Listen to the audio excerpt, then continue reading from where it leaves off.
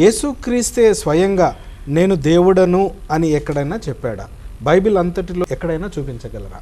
నేను దేవుణ్ణి, నన్ను పూజించండి అన్న మాట ఎక్కడైనా యేసుక్రీస్తు చెప్పాడా? తప్పకుండా చెప్పగలమండి.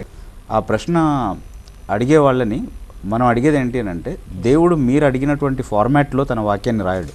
ఓకే, నేనే దేవుడిని, నన్ను ఆరాధించు అని ఇలా చెప్పు అని చెప్పి మనం డిక్టేట్ చేస్తే అలా ఆయన రాయించడు. He has his own way of revealing himself. తరచుగా ఈ ప్రశ్న మన ముస్లిం మిత్రులు అడుగుతూ ఉంటారు. ఓకే, ఎక్కడైనా యేసుక్రీస్తు దేవుడు అని చెప్పుకున్నాడా, నన్ను ఆరాధించమని చెప్పుకున్నాడా అని.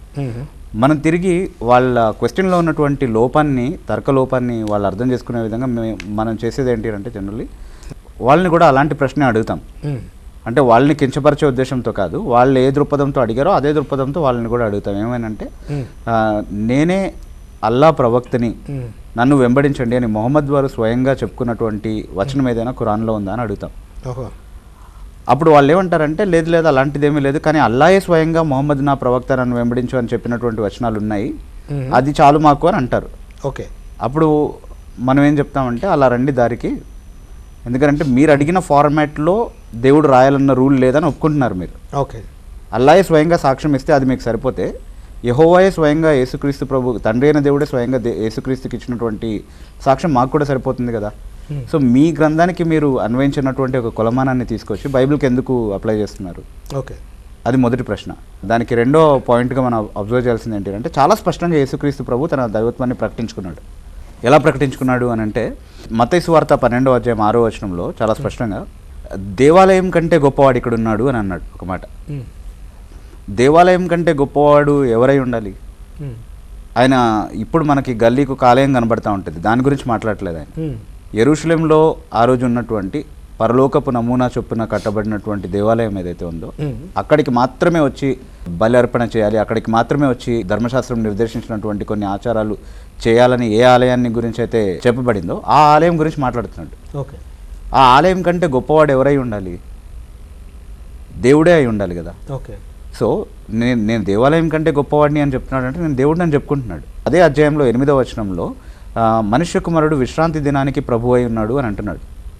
విశ్రాంతి దినాన్ని నియమించిన వాడే దానికి ప్రభు. దాన్ని నియమించింది యెహోవా దేవుడు అని మనకు తెలుసు. అయితే నేను విశ్రాంతి దినానికి ప్రభు అయి ఉన్నాను అని ఆయన చెప్పినప్పుడు, ఆయన స్వయంగా నేను దేవుడిని అని చెప్పుకుంటున్నాడు. ఓకే, మనుష్య కుమారునికి భూమి మీద పాపములు క్షమించడానికి అధికారం కలదు అని ఆయన అన్నాడు. సో అక్కడ కూడా తన దైవత్వాన్ని ఆయన ప్రకటించుకుంటున్నాడు. అయితే ఇలా చాలా వచనాలు మనం చెప్పుకోవచ్చు, కానీ ఇంకా ఆ ప్రశ్న ఉండొచ్చు మనకి, ఎక్కడైనా సూటిగా చెప్పాడు ఆయన నేను దేవుడిని? ప్రకటన గ్రంథం 21:6-7 అండి. మరియు ఆయన నాతో ఇట్లనెను, సమాప్తమైనవి, నేనే అల్ఫయు ఓమెగియు అనగా ఆదియు అంతమునై ఉన్నవాడను, దప్పిగొనువానికి జీవజలముల బొగ్గలోని జలమును నేను ఉచితముగా అనుగ్రహింతును, జయించువాడు వీటిని స్వతంత్రించుకొనును, నేను అతనికి దేవుడనై ఉండును, అతడు నాకు కుమారుడై ఉండును. చాలా డైరెక్ట్గా ఇక్కడ మాట్లాడే వ్యక్తి ఎవరు అని అంటే, తనను తాను ఈ గ్రంథం అంతటిలో అల్ఫా ఒమేగా అని పరిచయం చేసుకున్నటువంటి వ్యక్తి మాట్లాడుతున్నాడు. అది ఎవరు అంటే, దానికి there is no question about it. ఈ గ్రంథంలో తండ్రి అయిన దేవుడిని కానీ పరిశుద్ధాత్మని కానీ అల్ఫా ఒమేగా అని చిత్రీకరించలేదు ఈ గ్రంథం రాసినటువంటి గ్రంథకర్త. యేసుక్రీస్తుని మాత్రమే అల్ఫా ఒమేగాగా మన ముందు ఉంచాడు.